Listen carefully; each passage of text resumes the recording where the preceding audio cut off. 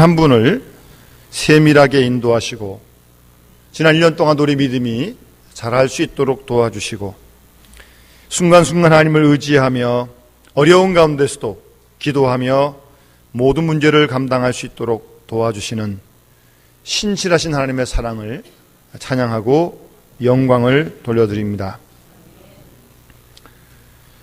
저는 대신방을 마치면서 다시 한번 저에게도 묻고 우리 모든 성도들에게도 묻고 싶은 질문이 있습니다. 신앙생활이 무엇인가? 라고 하는 가장 근본적인 질문을 좀 묻고 싶습니다. 다른 말로 바꾸면 예수를 믿는다고 하는 것이 도대체 무엇인가? 라고 하는 질문입니다. 신앙생활에 열심을 내는 것 참으로 중요합니다. 기도하는 일, 모이는 일, 전도하는 일, 성경 공부하는 일, 봉사하는 일 열심히 해야 합니다. 그런데 어찌 보면 그 열심보다 먼저 더 중요한 것은 하나님이 기뻐하시는 방향으로의 열심이 되어야 할 줄로 그렇게 믿습니다. 혹이라도 신앙의 열심은 대단한데 그 방향이 잘못되었다면 본인에게도 치명적인 해가 될 것이요, 그로 말미암아 주위 많은 사람들을 어렵고 힘들게 할 것입니다. 혹시 여러분 신문을 보셨는지 모르겠습니다만 불과 한 일주일여 전에 미국에서 시한부 종말론으로 잠깐 좀 시끄러웠습니다. 미국의 패밀리 라디오 설립자인 해롤드 캠핑이라고 하는 분, 여덟이신데요. 그 사람이 그의 홈페이지에 5월 21일 날 주님이 재림한다고, 그래서 선택받은 사람들은 다 휴고할 것이라고 8페이지짜리 글을 올렸습니다.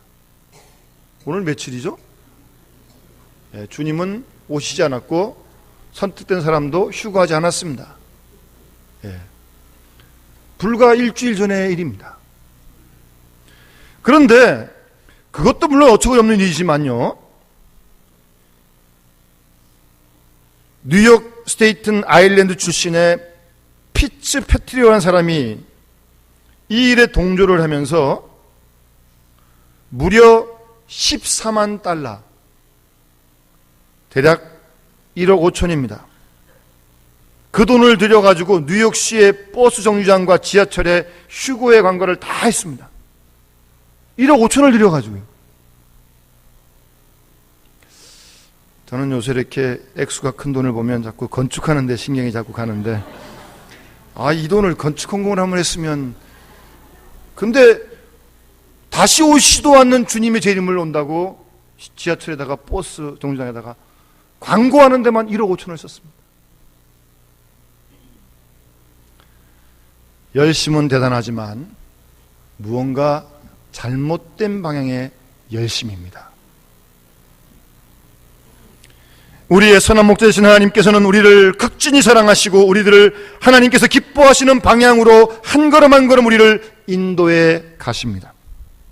그런데 하나님은 이 일에만큼은 한치 양보도 없이 뜨거운 열심을 가지고 우리가 혹 다른 길로 간다 할지라도 하나님은 하나님이 원하시는 그 길로 우리를 한 걸음 한 걸음 인도해 가신다는 사실입니다. 우리를 그만큼 사랑하시기 때문입니다. 따라서 우리는 하나님께 우리를 인도해 가시는 그 오메가 포인트, 그 꼬린점을 향해서 우리는 쉬지 않고 주저하지 않고 한 걸음 한 걸음 우리가 따라가는 것이 우리의 신앙생활인 줄로 믿습니다. 이것이 하나님께 영광이요, 이것이 우리 모두에게는 진정한 행복의 길이 될 것입니다. 다른 모든 일에는 성공했다 할지라도 바로 하나님이 기뻐하시는, 인도하시는 이 일에 진보가 없고 제자리 걸음을 하고 있다면 이것이야말로 큰일입니다. 혹 우리 주위에 어려운 일이 있다 할지라도 그런 과정을 통해서 하나님이 기뻐하시고 인도하시는 그 길로 따라갈 수 있다면 어려움 중인 사람일지라도 그 사람은 정말 행복한 사람인 줄로 믿습니다. 여러분, 신구약 성경을 가만히 잘 창세기부터 계시록까지 잘 보시기 바랍니다. 하나님이 어떻게 세우신 일꾼들을 역사해 가시는지, 어느 방향으로 인도하시는지를 우리는 놓치지 말아야 할 것입니다. 다시 한번 묻습니다. 예수를 믿는다고 하는 것이 무엇입니까? 그리고 신앙생활은 무엇입니까? 오늘 본문에 이어지는 4장 13절 말씀 보시면 우리가 다 하나님의 아들 예수를 믿는 것과 아는 일에 하나가 되어 온전한 사람을 이루어 그리스도의 장성한 분량이 충만한 데까지 이르르니라고 말씀하고 있습니다. 하나님의 아들 예수를 믿는 것과 아는 일이에요. 이 안다는 단어가 참 중요합니다. 단순히 어떤 지적인 알을 얘기하는 건 아닙니다. 어찌 보면 전인적인 그런 알을 얘기하는 것입니다. 믿는 것과 아는 일에 하나가 되어서 온전한 사람을 이루어 그리스도의 장성한 분량이 충만한 데까지 이르리니라고 그렇게 말씀하고 있습니다. 예수를 믿는다고 하는 것은 한마디로 주님을 알아가는 것입니다. 믿음의 발전이라고 하는 것은, 믿음의 성장이라고 하는 것은 이 주님을 더욱더 알아가는 것입니다. 여러분, 마리아에게 천사 가브리엘이 나타나서 예수님 잉태할 걸 말씀하지 않습니까? 그때 마리아가 뭐라고 대답을 합니까? 내가 사내를 알지 못합니다. 그런데 어떻게 이렇게 이런 일이 있을 수 있습니까? 사내를 알지 못하다고 그렇게 마리아가 당황하며 얘기하지 않습니까? 그때 그 안다는 단어예요. 오늘 본문 에베소 1장 17절 하반절에 사도 바울은 에베소 교회 교인들에게 편지하면서 하나님 아버지께서 지혜와 계시의 영을 너에게 주사 하나님을 알게 하시기를 기도하고 있습니다. 에베소 교회 교인들이 하나님을 더 알게 되기를 기도하고 있습니다. 또 19절 마지막에도 하나님의 능력의 지극히 크심이 어떠한 것을 너희로 알게 하시기를 기도한다, 그렇게 말씀하고 있습니다. 사실은 주님께서 우리가 주님을 알기 이전부터 주님은 우리를 아시고 우리를 사랑하신 줄로 믿습니다.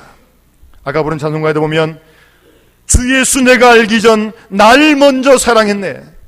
주님이, 우리가 주님을 알기 이전부터 우리를 먼저 아시고 사랑하신 줄로 믿습니다. 그래서 사도 바울은 로마서 5장 8절에 우리가 아직 죄인 되었을 때, 5장 10절에 우리가 아직 하나님과 원수가 되었을 그때 하나님의 아들로 말미암아 그리스도의 죽으심으로 말미암아 하나님께서 우리를 향한 하나님의 사랑을 확증하셨다고 그렇게 말씀하고 있어요. 우리가 주님을 압니다. 믿습니다. 그런데 우리가 주님을 알기 이전부터 주님은 우리를 아시고 택하시고 부르신 줄로 믿습니다. 예레미야 선지는 1장 5절 말씀에 내가 너를 모태에 짓기 전에 너를 알았고 내가 배에서 나오기 전에 너를 성별하였다고 그렇게 말씀하고 있습니다. 하나님이 예레미야만 그러시겠어요? 하나님은 공평하신 하나님이에요. 우리 모두들도 우리 어머니의 모태에 짓기 전에 우리를 아셨고 어머니 배에서 나오기 전에 하나님 우리를 성별하신 줄로 믿습니다. 그렇다면 이제는 우리를 세밀하게, 그리고 나보다 나를 더 잘 아시는 그 주님을 우리도 좀 알아가야 될 거 아니겠습니까? 여러분들은 주님을 얼마만큼 아십니까? 그리고 주님을 알아가는 일에 어느 정도 큰 진보와 발전이 있습니까? 우리는 한번 꼭 스스로에게 이 질문을 해야 할 것입니다. 여러분, 사람도 친구들도 또 부모 자녀 간에도 부부 간에도 목회자와 성도에 관해도 자꾸 만나면서 서로를 더 알아가는 거 아닙니까? 그러면서 더 이해하는 거 아니에요? 부부가 결혼하고 수십 년을 살고도 옆에 사람이 남남처럼 느껴진다면 그거는 좀 뭔가 좀 큰 문제가 있는 거죠.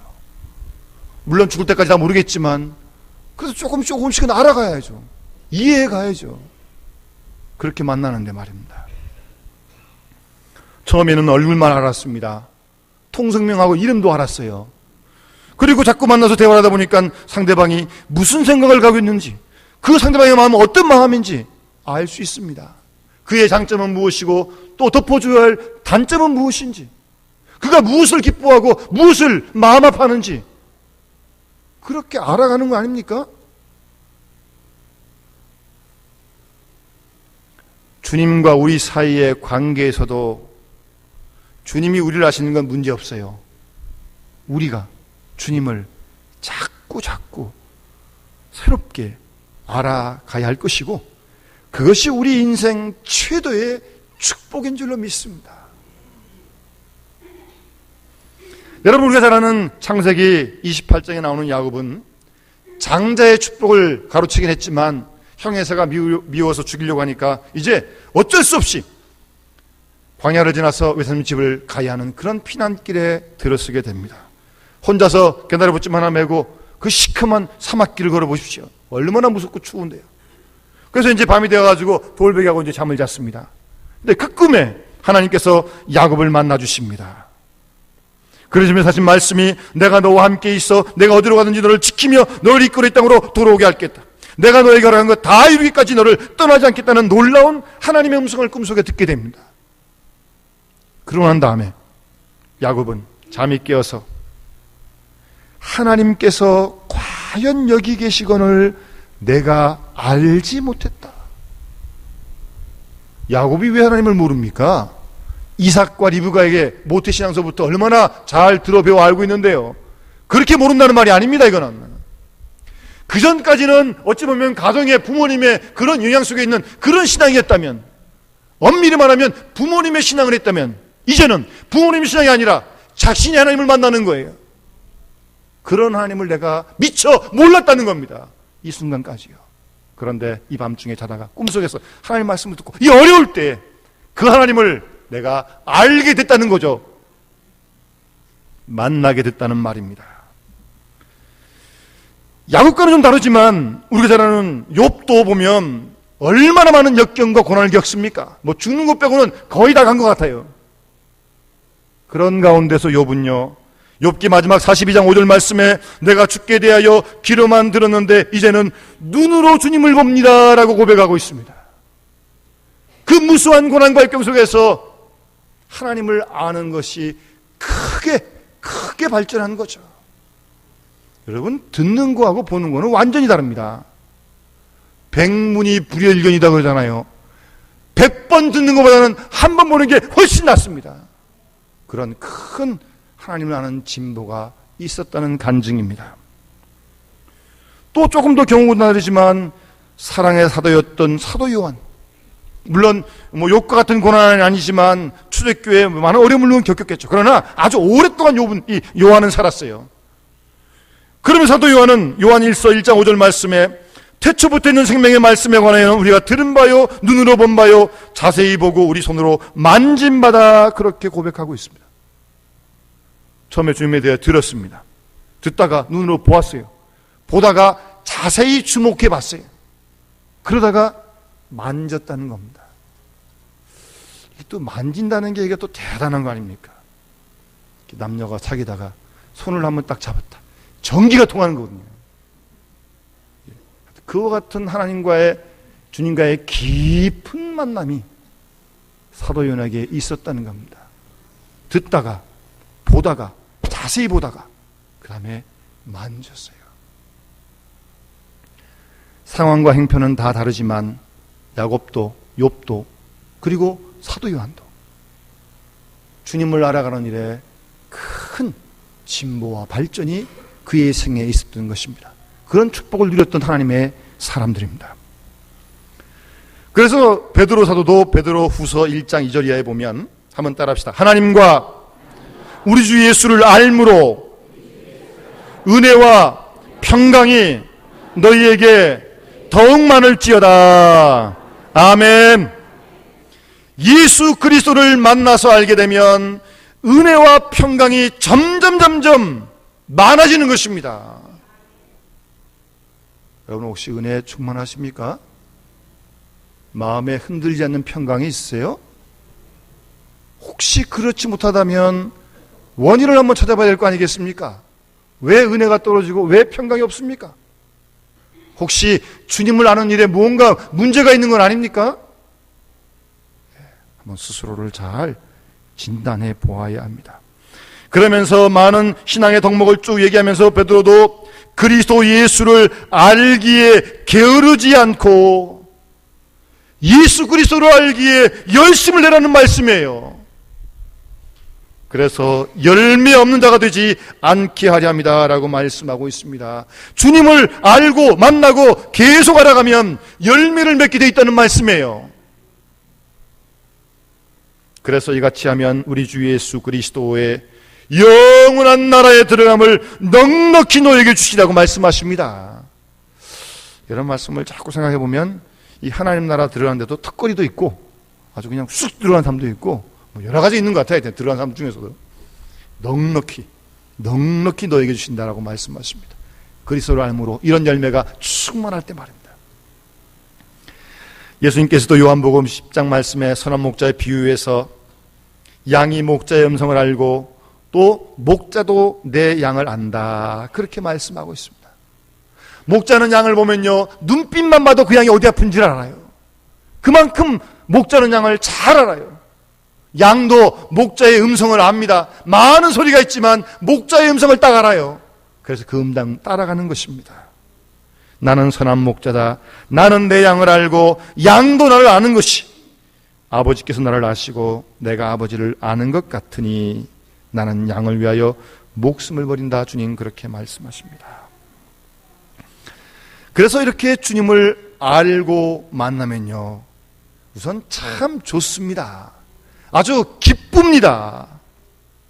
여러분 변화산상에서 베드로와 야고보에 올라갔는데 주님이 변하는 그 모습을 보면서 베드로가 너무나 좋았어요. 그래서 내가 여기 있는 것이 좋사오니 초막 셋을 지어가지고 하나는 주님을 위해서, 하나는 모세를 위해서, 하나는 엘리야를 위해서 하겠습니다. 그럽니다. 셋 지어가지고요. 자기 건 어디 갔어요? 이렇게 주님의 변화되는 그 모습을 볼 때, 그런 주님을 만날 때 베드로는 자기를 잃어버렸어요. 자기에 대한 요만큼 욕심도 없어요. 이기심 없어요. 그저 셋을 딱 초막 지어가지고 예수님, 모세, 엘리야 그렇게 하겠다는 겁니다. 주님을 만나는 것이 그 자체가 좋기 때문에 자기는 이미 별로 관심이 없습니다. 여러분 우리가 잘 아는 복음송에 내가 처음 주를 만났을 때 그런 복음송이 있습니다. 3절에 보면 이제 내가 주님을 만남으로 죽음의 길 벗어나려네. 변찮은 은혜와 사랑 베푸신 주님만이 나의 구세주. 주 예수 따라 항상 살리로다. 십자가 지고 따라가리라. 할렐루야 주를 만난 이 기쁨 영광의 찬송을 돌리리라고 그렇게 찬송을 부르지 않습니까? 주님을 만난 사람 기쁩니다. 아주 신이 나고 참 좋아요. 그래서 교회 올 때도요 교회가 집하고 먼데도 가방 하나 탁 메고 오는 발걸음이 얼마나 힘찬지 모릅니다. 제가 아침에도 보니까 일부 예배 8시가 됐는데 벌써 어떤 분이 오셔가지고 교회 마당을 힘있게 걸어다니고 계세요. 기쁘신 것 같아요. 멀리서 오셨는데. 기쁘니까요. 그런데 그 반대가 되면요 어깨는 축 처지고요 발걸음이 왜 이렇게 무거운지 안 갈 수는 없고 가자니 그렇고. 우리 교회는 그런 사람 아무도 없는 줄을 믿는데 우선 주일 만난 사람은 기뻐요. 신이 나고요. 발걸음부터가 달라요 벌써요. 그리고 이러한 주님 만난 기쁨을 가지고 인생에서 만나는 작고 큰 어려운 문제들도 감당해 가는 것입니다. 뭐 예수 믿는다고 어려운 문제를 안 만납니까? 비가 오면 의인과 악인이 다 같이 맞는 거죠. 그런 일이 있을 수 있습니다. 그러나 그 중에서도 주님을 만난 기쁨을 가지고 그 주님과 함께 인생의 어려운 문제를 함께 풀어가는 것입니다. 그래서 환난 중에도 기뻐하고 환난 중에도 찬송을 부르고 심지어는 기쁨이 충만할 수 있어요. 여러분 역설적이지 않습니까? 놀랍지 않습니까? 주님 만난 기쁨을 가지고 문제와 환난 속에서도 기쁨이 충만해요. 뿐만 아니라 주님을 만난 사람들은요 기쁘니까 주님을 위해서 몸된 교회를 위해서 수고하고 봉사하는 일 그 자체가 신이 나는 겁니다. 뭐 집에서도 하지 않는 일도 교회 오면 기쁨으로 할 수 있고요. 주님 만나는 게 너무 좋으니까 기쁘니까 말입니다. 그래서 주를 위해, 교회를 위해, 하나님 나라 확장을 위해서 충성을 다하게 되는 것입니다. 그리고 나를 향한 주님의 뜻을 때로는 우리가 다 이해하지 못한다 할지라도 내가 모르는 주님의 섭리를 믿고 신뢰하면서 주님을 따라갈 수 있는 그런 믿음도 주를 만난 사람들에게 주께서 허락해 주신 줄로 분명히 믿습니다. 그리고 주님을 알면 만나고 또 알수록 자연스럽게 주님과 더 친밀해지게 되어 있습니다. 저는 여러분들이 좀 묻고 싶어요. 여러분들이 얼마만큼 주님하고 친밀하신지. 좀 몸무게를 재듯이 뭐 저울에 탁 올라가면 탁 그게 뭐 몇 킬로 딱 나오면 제일 좋겠어요. 뭐 친밀한 정도가 50%다, 60%다. 무슨 기계가 있으면 착 재봤으면 좋겠는데 뭐 그런 기계는 세상에 없고요.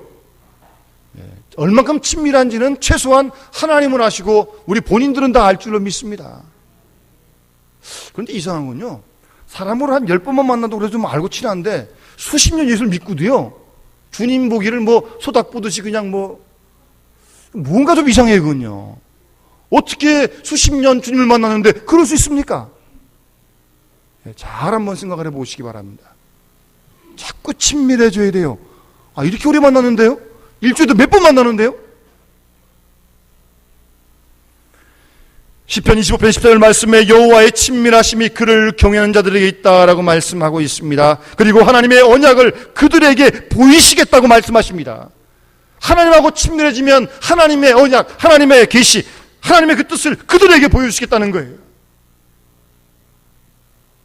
여러분, 이렇게 비밀스러운 얘기는 남한테 하지 않잖아요. 딱 한 사람한테, 친한 친구한테 딱 하고, 너만 알아? 내가 아무것도 얘기 안 했어? 너한테만 한 거야? 딱 그러잖아요. 비밀이니까, 이게 중요한 거니까. 하나님도 하나님의 비밀을 하나님의 친밀한 사람들에게 알려주십니다. 친하니까요. 친밀하니까요.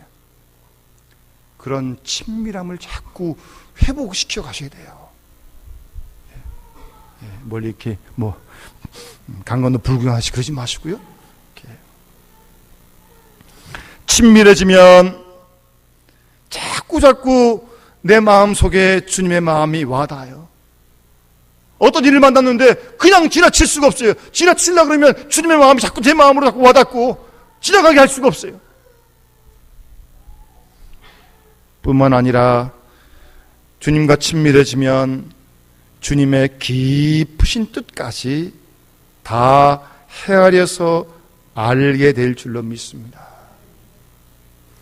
여러분, 그걸 자라는 우리 고린도전서 13장 4장에 보게 되면 사도 바울이 내가 어렸을 때는 말하는 것이 어린아이 같고 깨닫는 것이 어린아이 같고 생각하는 것이 어린아이 같다가 장성한 사람이 되어서 어린아이를 다 버렸다.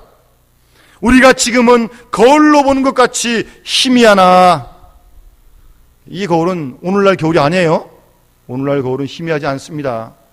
옛날 거울은 이렇게 이렇게 구리된 것도 있고 하여튼 잘 안 보여요, 거울이. 이런 우리 오늘날 그런 겨울 아니니까요.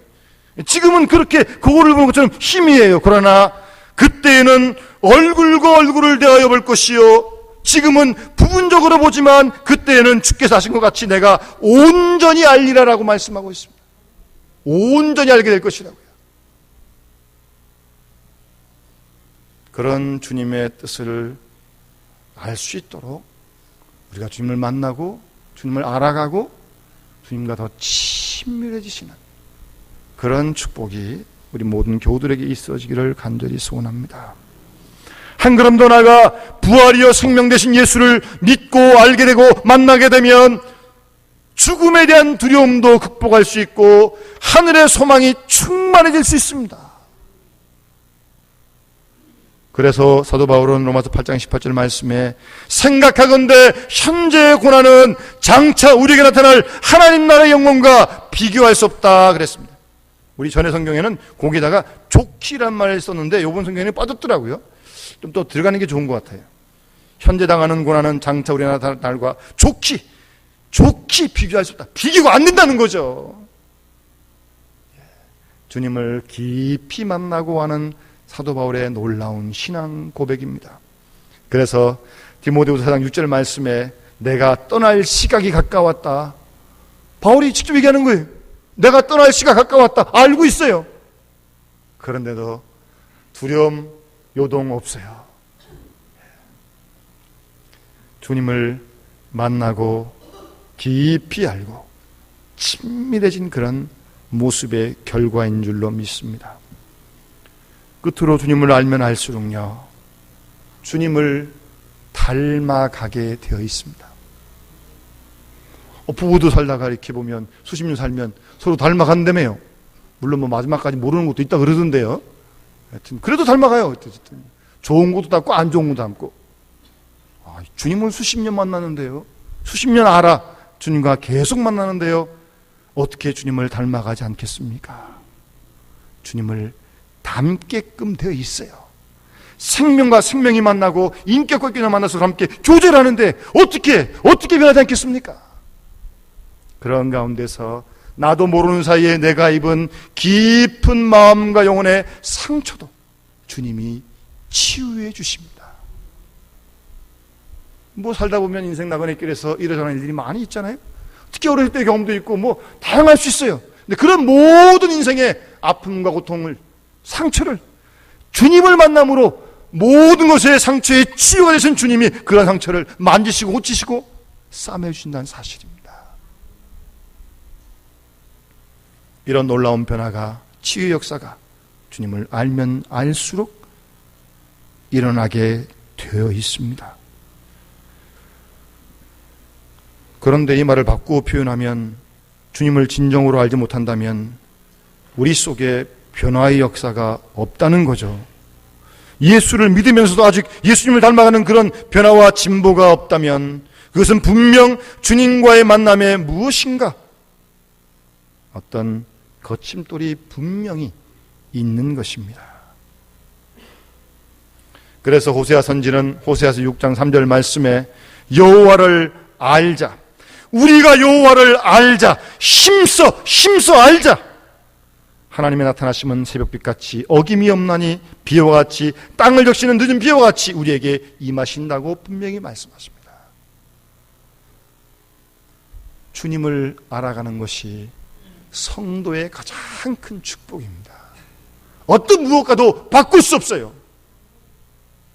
우리가 함께 예배를 드리고 또 말씀을 듣고 기도하고 찬양하는 가운데, 주님을 계속적으로 만나는 가운데 정말 주님을 새롭게 알아가고 주님을 아는 알미 우리의 생활 속에 더 깊어지고 더 친밀해지셔서 우리 모든 상처를 치유받고 그 주님의 뜻을 따라서 그 주님과 함께 한 걸음 한 걸음 이 인생 나그네 길, 광야길을 걸어갈 수 있는, 그래야 주님과 함께 승리하고 주님 예배하신 영원한 하나님 나라에 다 함께 들어가게 된 놀라운 축복이 우리 모든 영남의 식구들과 함께 할 수 있기를 주의 이름으로 축원합니다. 기도하겠습니다. 사랑의 아버지 하나님, 저희가 주님을 믿기 전, 우리가 주님을 알기 이전부터, 어머니 태로부터, 어머니 배로부터 나오기 전부터 우리를 아시고 택하시고 성별하여 하나님의 자녀를 삼아주신 우리 아버지 하나님의 크고 놀라우신 사랑을 감사드리며 찬송을 드립니다. 주님은 우리를 그토록 그렇게까지 사랑하셨건만 주님을 믿고 안으로 하면서도 아직도 여전히 내 생각과 내 중심이 앞설 때가 많은 저희를 주님 용서하여 주시옵소서. 주님과의 생명적인 만남이 이루지 못해서 파괴되어진 하나님의 형상 때문에 자신도 고통을 당하고 그 어려움 때문에 이웃들에게도 불편함을 주는 저희들의 부족한 모습을 주님 용서하여 주시옵소서. 부활하신 주님, 살아계신 주님이 오늘 이 시간도 살아계셔서 우리 가운데 우리의 마음을 지금도 두드리신 줄로 믿습니다. 성령께서 마음문을 열어주시고 그 주님과 함께 만나게 하시고 그 주님을 새롭게 알아갈 수 있도록 주님 도와주셔서 주를 만난 기쁨 속에, 감격 속에 주와 함께 하나님의 기뻐하신 뜻을 이루어드리며 이 인생 나그네를 살아가는 우리 모두가 되게 하시고 우리를 통하여 우리 주님 예수 그리스도를 증거하며 살아갈 수 있는 그리스도의 향기, 그리스도의 편지가 다 되게 하여 주시옵소서. 주 예수 그리스도 이름으로 간절히 기도드리옵나이다. 아멘.